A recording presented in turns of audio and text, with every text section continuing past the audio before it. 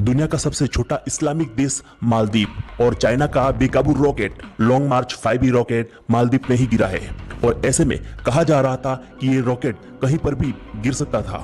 इसका बेकाबू rocket 90 minute में धरती का एक चक्र पूरा कर रहा था। ऐसे में ये धरती के किसी भी कोने में गिर सकता था, लेकिन ये मालदीव पर गिरा है।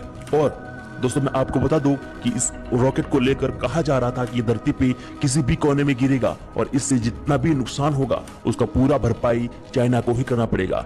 लेकिन आपने सामने एक छोटे देश को देखकर चाइना इस बात से मुकर गया है कि इस नुकसान की भरपाई हम नहीं करेंगे।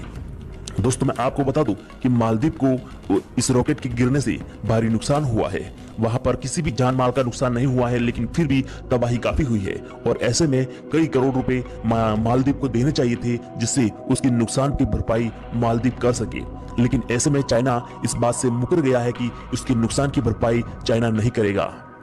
और दोस्तों, ये चाइना का रॉकेट कुछ दिन पहले ही चाइना ने लॉन्च किया था। उससे ठीक पहले भारत में हो रही कोरोना बेकाबू से लोगों की जिस तरह से मौत हो रही है, उस पर चाइना ने मजाक बनाया था कि कैसे चिताएं जल रही है। इस मीडिया ने और वहां की गवर्नमेंट ने कुछ ऐसा ही मजाक बनाया था, जिसके चंद घंटों बाद इस लॉन्ग मार्च 5B मिशन को लॉन्च होना था।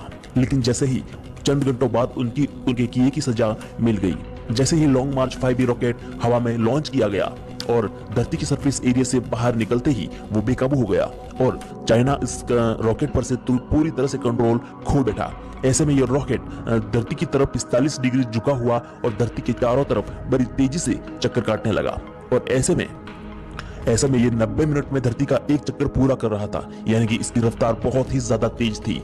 इसी वजह से दुनिया की सभी स्पेस एजेंसी इसे ट्रैक नहीं कर पा रही थी और इसका अंदाजा लगा पाना बहुत मुश्किल हो गया था कि आखिर ये कहां गिरेगा।